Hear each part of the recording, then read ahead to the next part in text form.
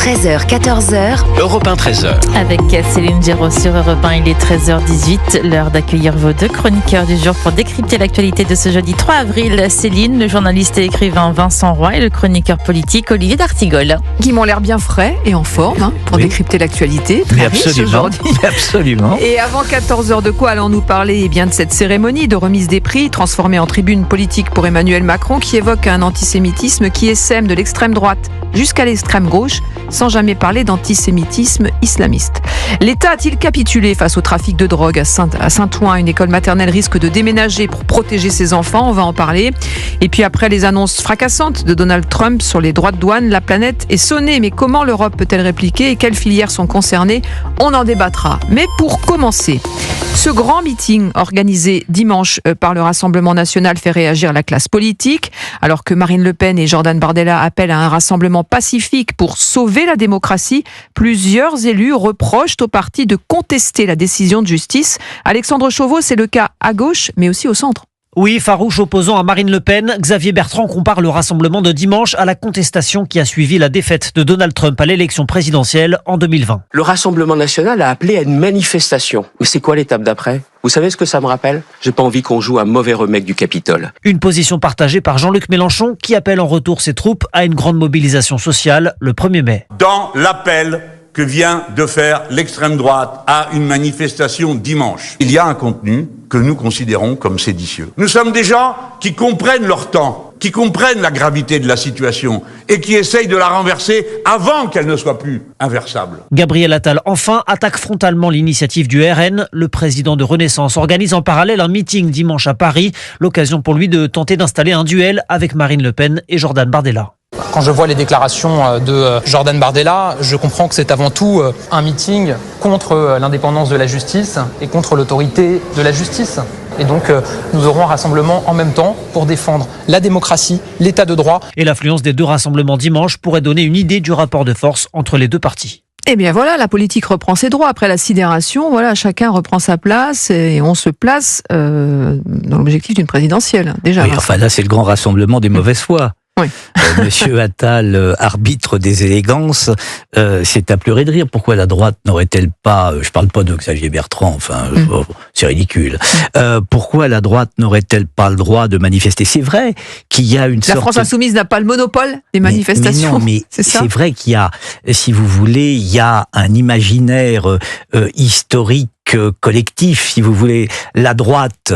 Le 6 février 34. La droite, c'est le jeu de paume, remontant plus loin. La gauche, c'est la Bastille. Donc, ils sont habitués à défiler. La droite, la droite ne défile pas comme ça. Ça n'existe pas. Il y a eu la manifestation pour le général de Gaulle en 68. Non, mais il y a eu sur les Champs-Élysées. Plus récemment... L'école libre. L'école libre. Plus récemment, lorsque la droite a défilé, c'était le mariage pour tous. Grosso modo, ça se résume à ça. Oui, voilà, grand déferlement. Grand déferlement à droite. Là maintenant, on voit pas pourquoi Monsieur Attal va dans cette galère. Pourquoi elle ne manifesterait pas ? Elle ne manifeste pas pour contredire une décision de justice. Enfin, en tous les cas, une partie de la décision de justice, uniquement la question de l'exécution provisoire qui, il faut le dire, nous en parlions tout à l'heure, est pas très bien motivé quand même. C'est un peu tiré par les cheveux. Revenons sur les ambitions justement des différents opposants. Mais le Rassemblement national ne conteste pas que l'inéligibilité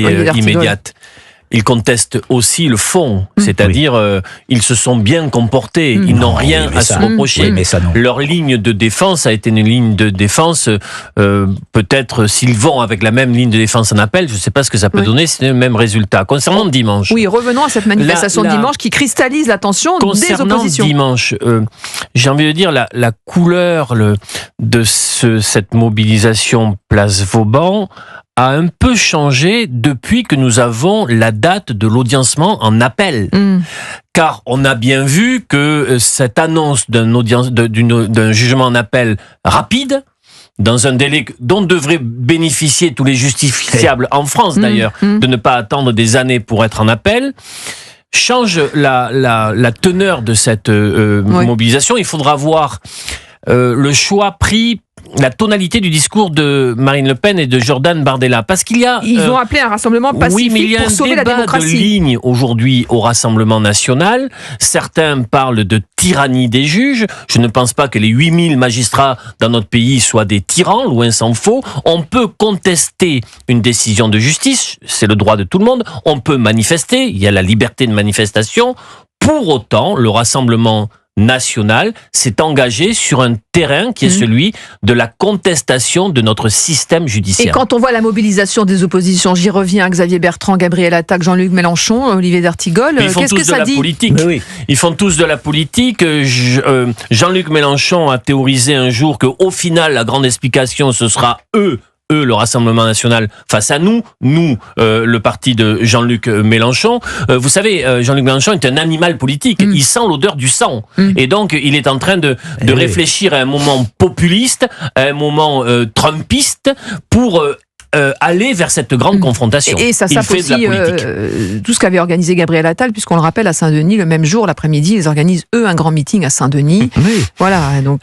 de toute façon, Gabriel Attal, depuis la dissolution, a pris position. On sait où il est. Rien de très étonnant. Quant à monsieur Bertrand, c'est l'expression pure de la haine. Il se déteste avec Marine Le Pen, et donc il y va dès qu'il peut taper sur Marine Le Pen, il tape sur Marine Le Pen, en disant quand même absolument n'importe quoi. Ce sera pas la prise du Capitole. Enfin, oui, voilà, c'est ça. Il y avait des proches. C'est totalement fantasmé. Voilà. Enfin, le problème... ça, c'est une dérive qu'on constate quand même beaucoup depuis quelques jours. L'idée de les rapprocher de ce qui se jouait avec Donald Trump, c'est un peu facile. Alors d'ailleurs que Marine Le Pen sur Donald Trump, vous avez vu, est très en revers de la main. Elle est très prudente sur Donald Trump. C'est pas du tout le même modèle. Le problème, Gabriel Attal, qui a pris donc le parti en décembre dernier, mais qui n'a pas eu d'événement, d'actualité politique très forte à la tête du parti macroniste, veut enfiler dimanche les habits de Jean Moulin.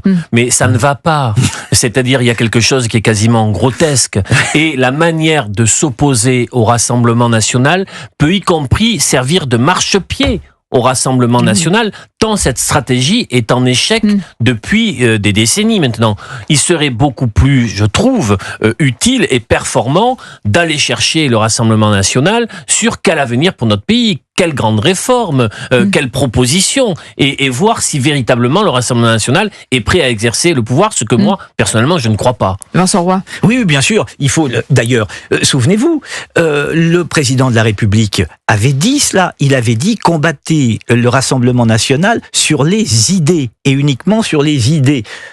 Pour une fois, je vais donner quitus au président de la République. Il avait bien raison. Et sur ce point, voyez que Gabriel Attal ne le suit pas.